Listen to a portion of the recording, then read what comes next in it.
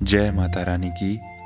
आज अप्सरा साधना के ऊपर पुनः एक बहुत ही महत्वपूर्ण जानकारी लेकर के आए हैं। कुछ दिनों पहले हमने चैनल पर अपने कम्युनिटी पोस्ट के माध्यम से आप लोगों से ये पूछा था कि क्या अप्सरा साधना करने के बाद अप्सरा भविष्य के विषय में हमें जानकारी दे सकती है।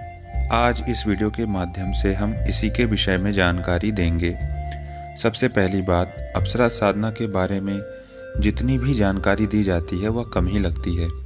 मुझे खुद अप्सरा साधना से जुड़ी जानकारी देने पर ऐसा लगता है कि मैं कितने रहस्य और आप सभी को बता दूं, और ऐसा ही आपको भी लगता होगा कि अप्सरा साधना के जितने भी रहस्य हैं वो एक एक करके जानने पर भी ऐसा लगता है मानो वो कम ही है। यदि कुछ और जानकारी मिल जाए तो कितना अच्छा होता, और लगे भी क्यों ना, क्योंकि अप्सरा साधना बहुत ही आकर्षक तथा भोग और ऐश्वर्य तथा आकर्षण की सिद्धि प्रदान करने वाली जो है। परंतु प्रश्न यही है कि क्या अप्सरा भविष्य की जानकारी दे सकती है। इसका उत्तर आपको हम जरूर बताएंगे। पहले मैं आपको एक विषय पर और जानकारी देना चाहूँगा।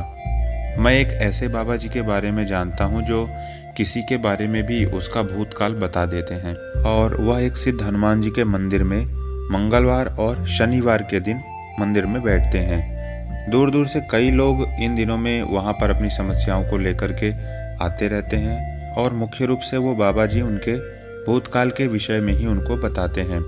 फिर सांकेतिक रूप से उनके भविष्य के बारे में भी कुछ सांकेतिक रूप में बता देते हैं, जिसे बहुत कम लोग ही समझ पाने में सक्षम होते हैं। एक बात और, वो कुछ भी बताते समय अपने हाथों में कुछ माचिस की तीलियों का प्रयोग भी करते हैं। वह अविवाहित भी हैं, कहने का मतलब उन्होंने अभी तक शादी विवाह नहीं किया है। ये जितनी भी सारी मैं बातें आप सभी को बता रहा हूँ, ये बिल्कुल भी मनमुखी नहीं है, बल्कि इन सभी घटनाओं से मैं स्वयं भी अवगत हूँ।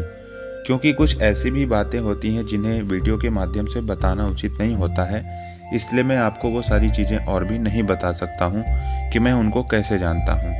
ये बात हमने इसलिए बताई है ताकि आपको समझने में आसानी हो सके कि अप्सरा साधना सिद्धि होने के बाद किस प्रकार से आप अपने भविष्य के बारे में कुछ जानकारी प्राप्त कर सकते हैं। कभी भी किसी भी प्रकार की सिद्धियों में किसी के भी भविष्य के बारे में बताने की इजाज़त नहीं होती है। हाँ, भूतकाल के विषयों पर बताया जा सकता है। अगर भविष्य की जानकारी दी भी जाती है तो वह बिल्कुल सांकेतिक रूप से ही दी जाती है, बिल्कुल प्रत्यक्ष नहीं बताई जाती। अप्सरा सिद्धि होने के बाद भी कुछ ऐसा ही होता है। ज़्यादातर अप्सरा स्वप्न के माध्यम से साधक को सांकेतिक दृश्यों के माध्यम से भविष्य के बारे में कुछ जानकारी दे देती है, परंतु वह किसी के भविष्य की जानकारी प्रत्यक्ष रूप से नहीं दे सकती है।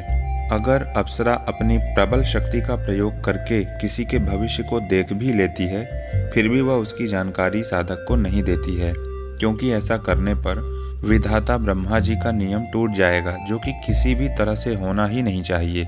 एक बात मैं आपको और अभी स्पष्ट कर दूं, चाहे आप अपना या किसी का भी भविष्य कठिन साधनाओं को करने के बाद भले ही क्यों न जान लें, परंतु आप उस भविष्य को बदल नहीं सकते हैं, वो तो घटित होकर के ही रहेगा। इसलिए अप्सरा साधना में भी सिद्धि मिलने के बाद आपको अपने भविष्य की कुछ सांकेतिक राशियों की जानकारी स्वप्न के माध्यम से मिल सकती है, परंतु किसी अन्य व्यक्ति के विषय में बिल्कुल भी आपको कोई भी जानकारी नहीं दी जाएगी। अप्सरा साधना के प्रमुख लाभ हमने आपको पहले भी बता चुके हैं, फिर भी इस वीडियो में हम पुनः बता देते हैं।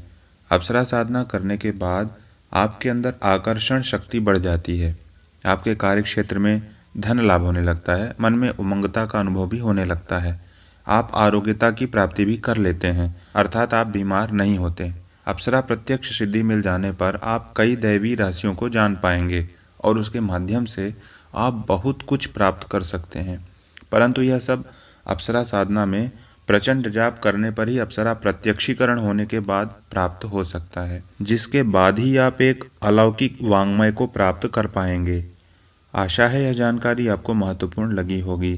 किसी भी प्रकार की अप्सरा साधना से संबंधित जानकारी या विधि विधान जानने हेतु आप हमें संपर्क भी कर सकते हैं। जय माता रानी की।